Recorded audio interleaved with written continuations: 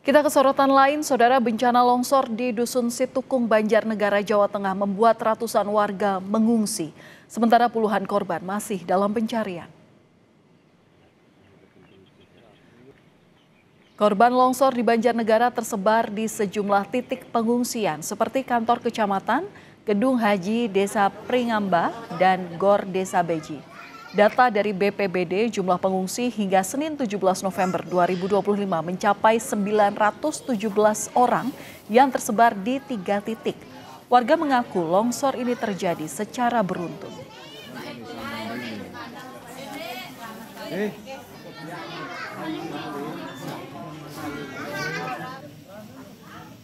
Pas longsor, detik-detik. Lihat dari yang kecil sampai yang terbesar itu lihat jatuhnya.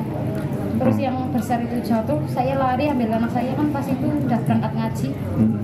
Saya ambil, saya gendong, terus saya bawa lari ke hutan sama anak saya yang sudah 18 tahun. Ini bisa ditempatkan yang lain, direlokasi ke tempat yang lebih aman. Detik-detik longsor memicu kepanikan warga Desa Pandan Arum, Kecamatan Pandan Arum, Kabupaten Banjarnegara, Jawa Tengah pada Sabtu lalu. Longsor ini dipicu hujan deras yang mengguyur daerah itu selama lebih dari 13 jam. Longsor menimpa 30 rumah warga, lahan persawahan, dan area perkebunan.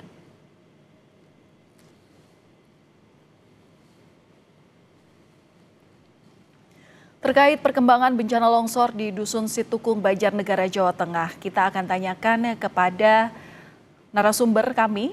Sudah ada Kepala Kantor SAR Semarang, Bapak Budiono. Selamat malam, Pak Budiono. Selamat malam, Mbak Valen. Iya, Pak Budiono, mungkin bisa diinformasikan kepada kami sampai saat ini proses penyelamatan ataupun juga proses pencarian korban ini seperti apa? Apa upaya paling maksimal yang telah dilakukan? Ya, terima kasih Mbak Valen. Hari ini memasuki hari kedua pelaksanaan operasi SAR terhadap bencana alam tanah longsor di Desa Pandan Arum, Kecamatan Pandan Arum, Kabupaten Banjarnegara. Kami Basarnas beserta dengan tim SAR gabungan, di sini ada TNI, Polri, BPD, dan seluruh unsur para relawan telah bersama-sama untuk melakukan operasi SAR. Hari ini kami tim SAR gabungan telah berhasil melaksanakan evakuasi terhadap 41 warga yang berada di hutan karena mereka menyelamatkan diri pada saat terjadinya longsor.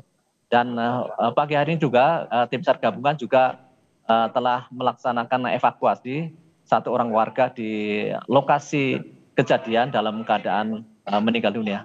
Sehingga korban seluruhnya yang meninggal dunia ada 2 orang dan 27 orang masih dalam pencarian. Demikian, Mbak.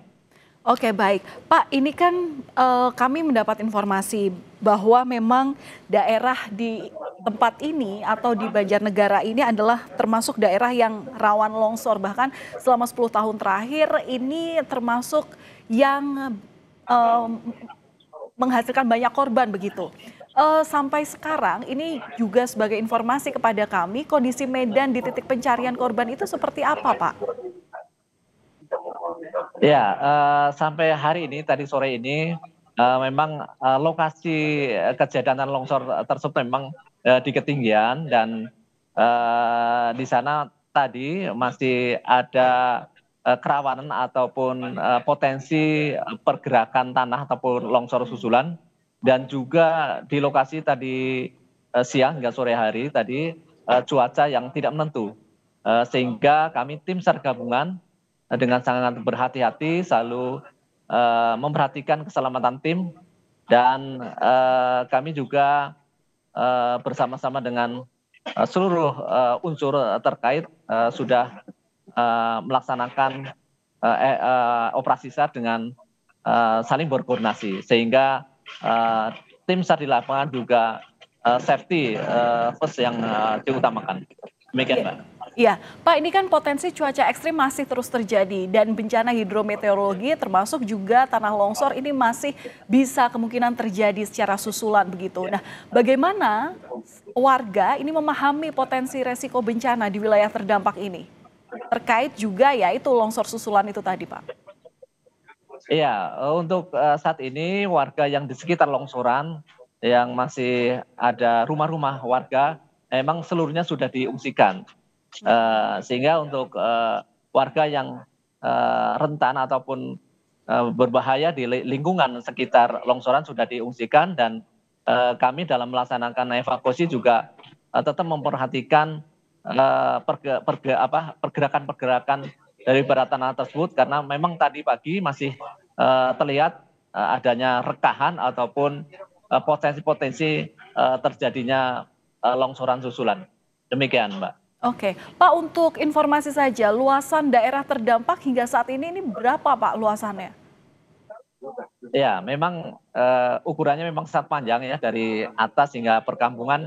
Kalau kita lihat diameternya 100 hingga 100 meter persegi itu dimungkinkan masih lebih ya, karena memang dari mahkotanya sampai ke kampungnya itu cukup panjang dan cukup lebar sekitar ya 100 meter ya untuk lebar dan panjangnya.